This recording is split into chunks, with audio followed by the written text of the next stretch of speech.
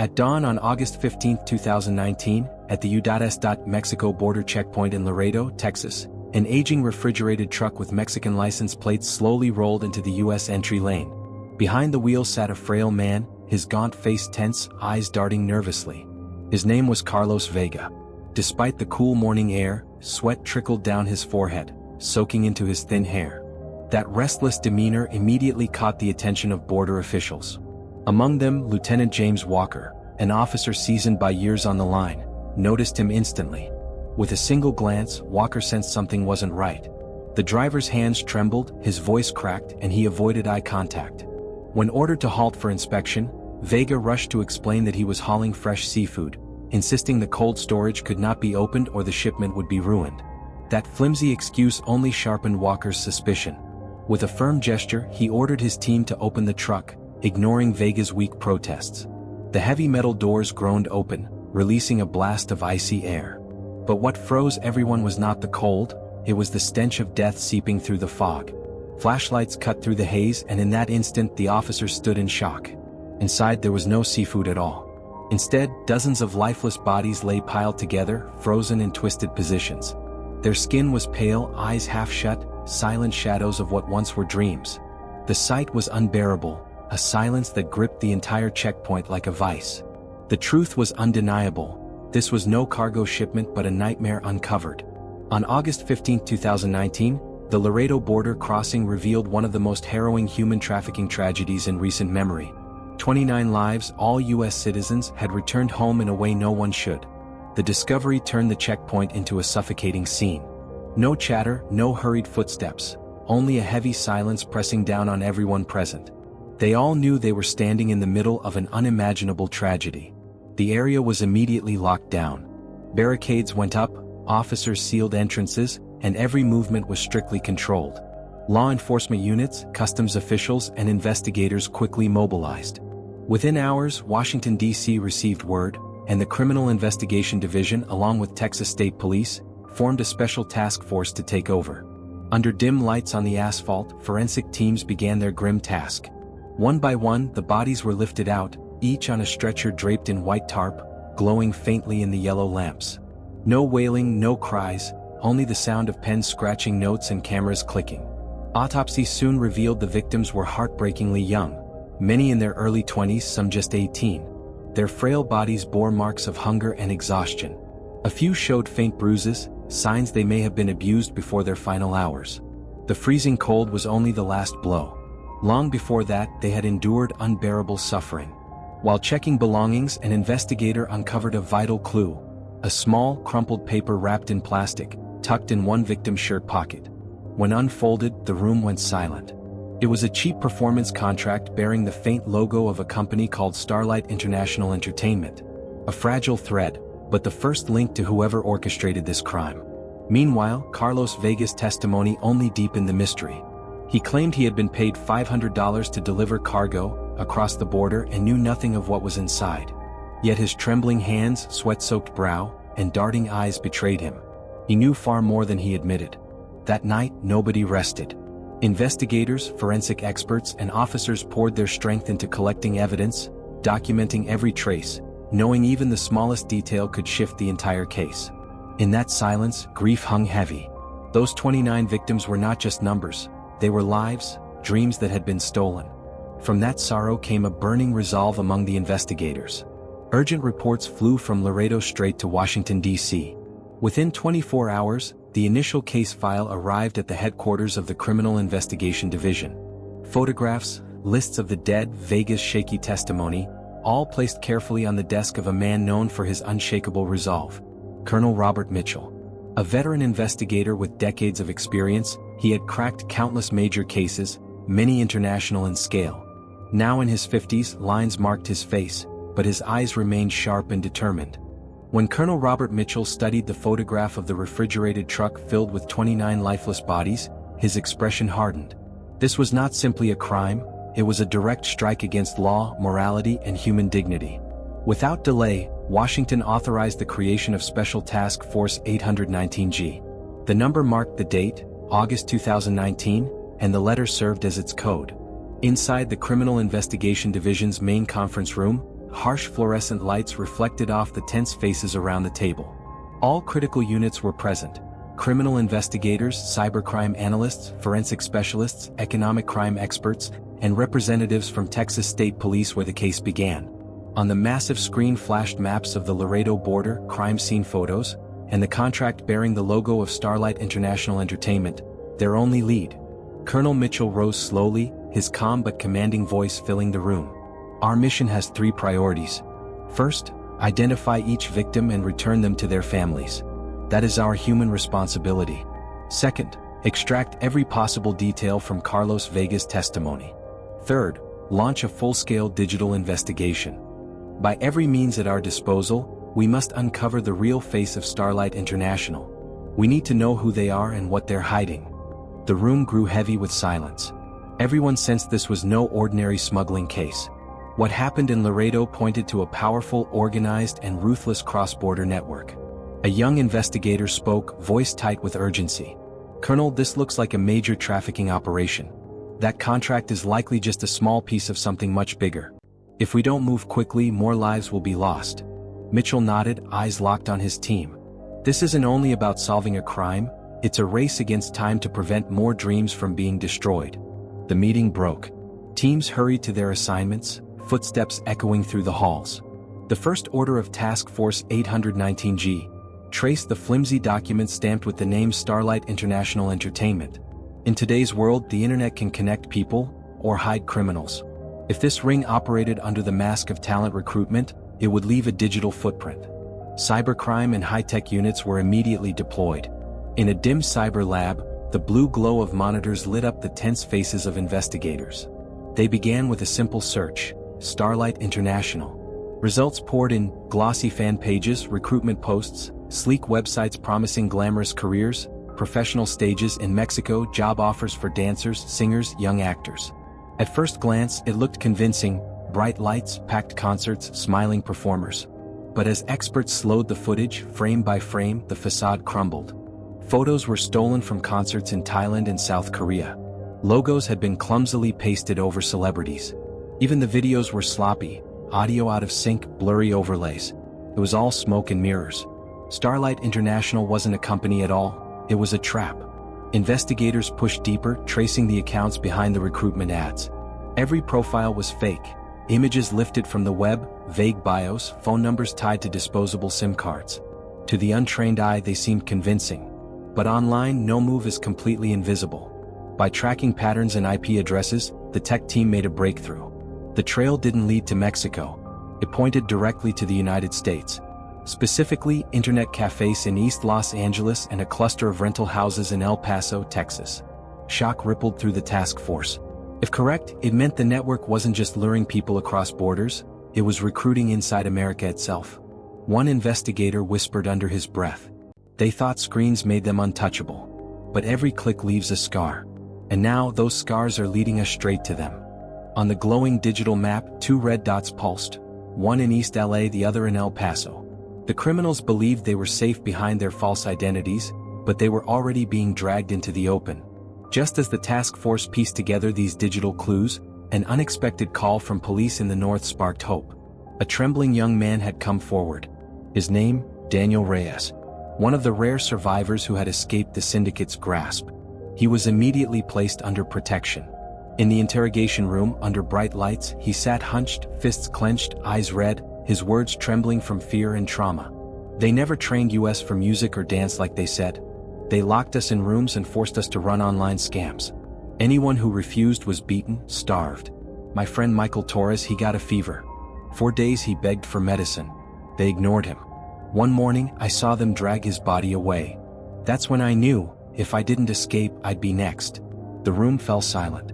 His testimony confirmed the task force's suspicions and painted a picture of cruelty beyond imagination. The traffickers posed as talent recruiters, lured young Americans into Mexico, then enslaved them as tools for fraud, drained until death.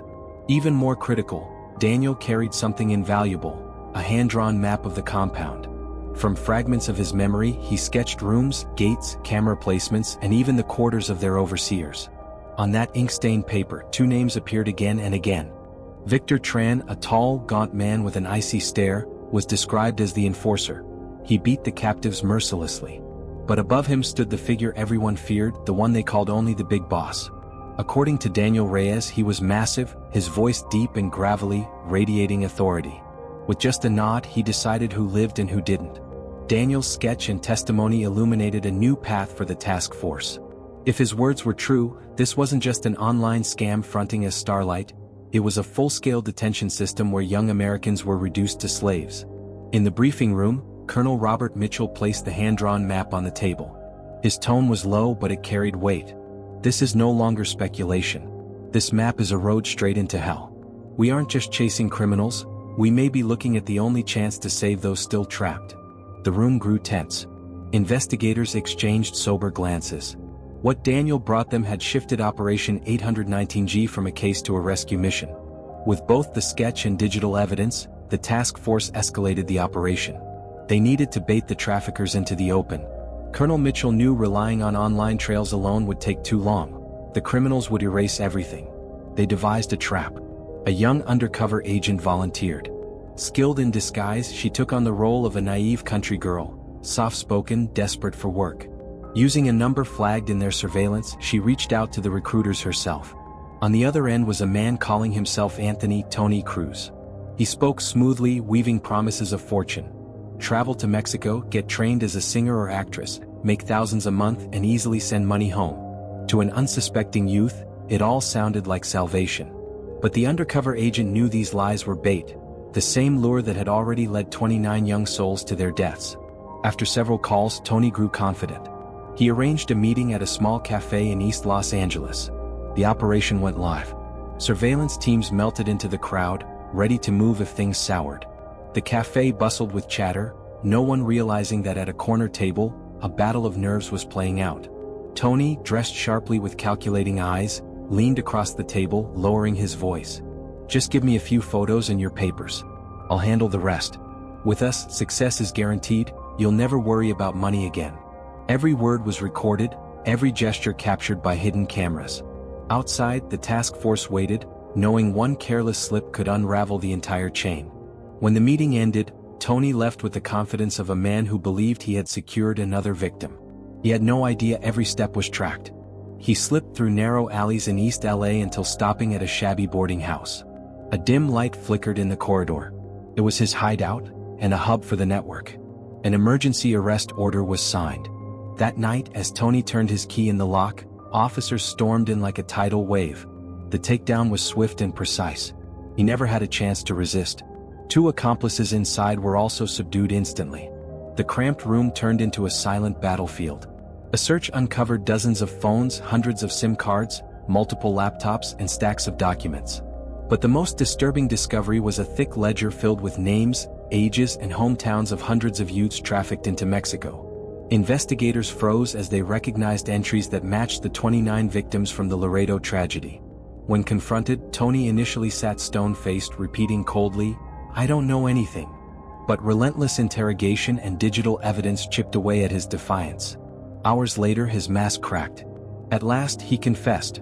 The network inside the US was being overseen by a woman he referred to as Sister 2, currently hiding in El Paso. Overnight, her name became the task force's top priority. Everyone knew she was a vital link, the bridge to the masterminds across the border. With Tony's confession, the search for Sister 2 intensified. The air in the war room grew heavy as her file came together. Her real identity, Maria Lopez, early 40s, from El Paso. She was no stranger to law enforcement. Her record was stained with smuggling, labor rackets, and ties to loan sharks. And now, she was revealed as a critical operator in one of the darkest trafficking syndicates the US had ever faced. Over the years, Maria Lopez repeatedly slipped through the cracks of the law. Each time evidence fell short, she grew bolder, more calculating, perfecting the art of hiding behind the mask of a small-town entrepreneur. What unsettled investigators most was her position in the hierarchy. She wasn't just another broker, she was the linchpin, passing orders from Mexico and directing underlings like Anthony Tony Cruz to lure desperate young people in the US.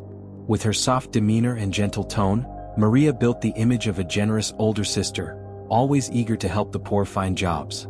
But every handshake, every reassuring word was really another chain pulling victims toward a road of no return. Knowing the danger, the task force prepared an operation to bring her down. Yet cornering a fox as seasoned as Maria was never going to be simple. Surveillance teams in El Paso shadowed her for days, mapping her routines. She was meticulous, constantly rotating safe houses, making contact only by burner phones, slipping away on her motorbike to avoid detection. But one morning her guard dropped. When she met a courier to pick up a new list of recruits, police made their move. Caught off guard, Maria froze. There was no escape. At headquarters, faced with mountains of incriminating evidence, her defenses crumbled. She confessed her greatest secret. The man known as Victor Tran, her partner in Mexico, was her own brother. And above them both stood the true mastermind, Raymond Big Ray Soto, a ruthless crime boss feared on both sides of the border. Her admission lifted the final veil. What emerged wasn't just a handful of shady recruiters but an entire cross-border machine, tightly run, highly organized, and devastating in reach. With Maria Lopez, Victor Tran, and Big Ray Soto now clearly identified, the task force finally held the keys to dismantling the entire network. But the hardest fight still lay ahead. This wasn't just an American problem anymore, it had escalated into an international showdown. Washington, D.C. sent an urgent diplomatic request, forwarding evidence and files to Mexican authorities. The Mexican police, also struggling against human trafficking rings, quickly agreed to join forces. A combined strike team was assembled, U.S. federal investigators flown into Mexico to coordinate with elite local units. Tactical sessions stretched through long nights, maps marked with circles over suspected safe houses. From Maria's confession, Daniel Reyes's sketches, and electronic footprints, they zeroed in on 3 sites. A rundown house used to hold victims, a front company posing as a flashy entertainment agency, and a fortified villa believed to be Soto's lair. The raid plan was drawn to the second. Everyone understood the stakes. One misstep and not only would the criminals vanish, but dozens of victims could be lost forever. Just before dawn, Mexico lay under a blanket of silence. At 3 a.m., convoys of special forces rolled through the night. Red and blue lights flashed in the dark, though not a siren was sounded. Radios crackled faintly, every breath heavy with anticipation. At the first house, explosives tore through the door. Smoke and splintered wood filled the air as officers stormed inside. Within minutes, over 30 terrified victims were pulled to safety, sobbing in disbelief as they realized they were free. The second location, a fake company called Starlight International, was exposed for what it was: the command hub of the online scams. Dozens of computers, ledgers, and phones were seized. And then came the Villa Soto's fortress, where the fiercest resistance erupted. His men fought back with desperation, but the unified strike team pressed forward with flawless precision. Within an hour, Soto and Victor Tran were captured alive, dragged out in handcuffs, their empire collapsing around them. That night, the shadow they cast over countless lives was destroyed for good. More than 50 additional victims were freed on the spot. Many wept quietly, their voices breaking as they clung to the officers. For them, it felt like being reborn. Stolen children finally returned home, justice reaching across borders to rescue them. The transnational operation had done what once seemed impossible.